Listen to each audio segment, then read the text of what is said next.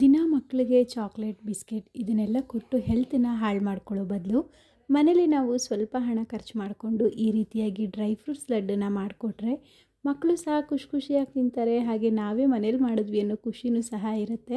ಅದು ಸಹ ಅಷ್ಟೇ ಸುಲಭ. ಪಾಕ ತೆಗೆಯೋದೆಲ್ಲ ಏನು ಬೇಡ, ತುಂಬಾ ಮೃದುವಾಗಿ ಚೆನ್ನಾಗಿ ಬರುತ್ತೆ. ಇದನ್ನು 1 ತಿಂಗಳುಗಳ ಕಾಲ ಸ್ಟೋರ್ ಮಾಡ್ಕೊಬೋದು. ವಾಸನೆ ಬರೋದಾಗಲಿ ಅಥವಾ ಗಟ್ಟಿ ಆಗೋದಾಗಲಿ ಅದು ಯಾವುದೂ ಆಗಲ್ಲ. ನೋಡಿ ಎಷ್ಟು ಮೃದುವಾಗಿದೆ ಅಂತ.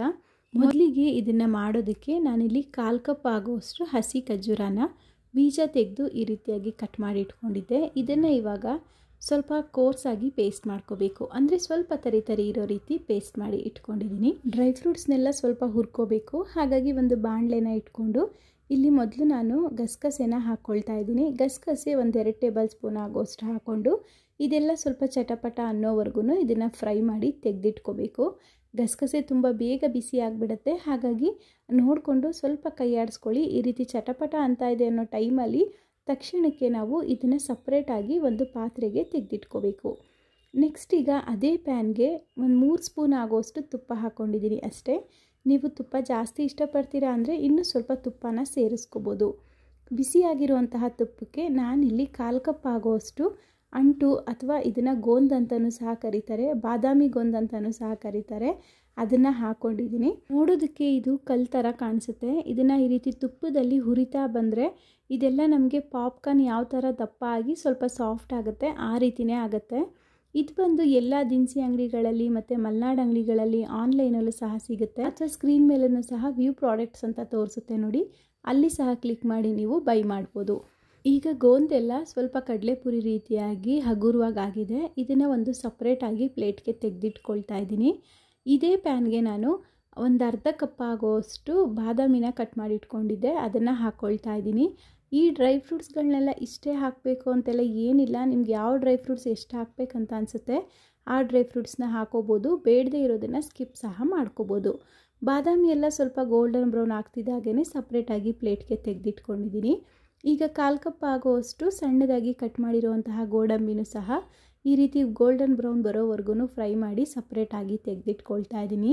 ಡ್ರೈ ಫ್ರೂಟ್ಸ್ನೆಲ್ಲ ನಾವು ಈ ರೀತಿ ತುಪ್ಪದಲ್ಲಿ ಉರಿಯೋದ್ರಿಂದ ತಿನ್ನೋದಕ್ಕೆ ಗರಿಗರಿಯಾಗಿರುತ್ತೆ.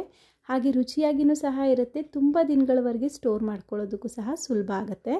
1-2 ಸ್ಪೂನ್ ಆಗೋಷ್ಟು ಪಿಸ್ತಾನ ಸಹ ಹಾಕಿ ಫ್ರೈ ಮಾಡಿ ತೆಗೆದಿಟ್ಕೊಂಡಿದ್ದೀನಿ. ಈಗ 2 ಸ್ಪೂನ್ ಆಗೋಷ್ಟು ಒಣದ್ರಾಕ್ಷಿನ ಹಾಕಿ ಈ ರೀತಿ ಫ್ರೈ ಮಾಡಿ ತೆಗೆದಿಟ್ಕೊಳ್ತಾ ಇದ್ದೀನಿ.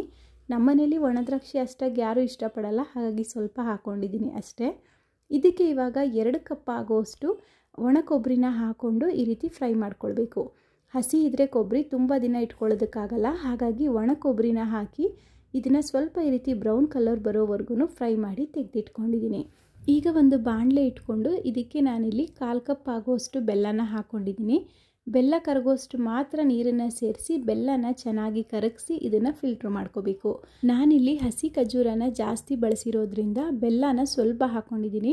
ನೀವು ಹಸಿ ಖರ್ಜೂರನ ಕಡಿಮೆ ಹಾಕ್ಕೊಂಡ್ರೆ ಬೆಲ್ಲನ ಸ್ವಲ್ಪ ಜಾಸ್ತಿ ಹಾಕ್ಕೋಬೋದು. ನೋಡಿ, ಬೆಲ್ಲ ಈಗ ಕರಗಿದೆ. ಇದು ಪಾಕ ಎಲ್ಲ ಏನು ಬಂದಿಲ್ಲ, ಜಸ್ಟ್ ಕರಗಿಸ್ಕೊಂಡು ಫಿಲ್ಟ್ರ್ ಮಾಡಿ ಇದನ್ನು ಮತ್ತೆ ಬಾಣಲೆಗೆ ಸೇರಿಸ್ಕೊಂಡಿದ್ದೀನಿ. ಇದಕ್ಕೆ ಇವಾಗ ನಾವು ಹುರಿದಿಟ್ಟಿದಂತಹ ಕೊಬ್ಬರಿ, ಬಾದಾಮಿ, ಗೋಡಂಬಿ, ದ್ರಾಕ್ಷಿ, ಪಿಸ್ತಾ ಹಾಗೆ ಅಂಟು ಅಥವಾ ಗೋಂದು ಏನಿತ್ತು ಅದನ್ನೆಲ್ಲ ಸೇರಿಸ್ಕೊಂಡು ಇದಕ್ಕೆ ಹುರಿದಿಟ್ಟಿದಂತಹ ಗಸಗಸೆನೂ ಸಹ ಹಾಕ್ಕೊಳ್ತಾ ಇದ್ದೀನಿ. ಗಸಗಸೆ ಹಾಕೋದ್ರಿಂದ ಆರೋಗ್ಯಕ್ಕೂ ಸಹ ಒಳ್ಳೆಯದು, ಹಾಗೆ ತಿನ್ನೋದಕ್ಕೂ ಸಹ ರುಚಿ ಚೆನ್ನಾಗಿರುತ್ತೆ. ಮಧ್ಯೆ ಗಸಗಸೆ ಬಾಯಿಗೆ ಸಿಕ್ಕಿದ್ರೆ ಅಂತ ಸ್ವಲ್ಪ ಜಾಸ್ತಿ ಹಾಕ್ಕೊಂಡಿದ್ದೀನಿ.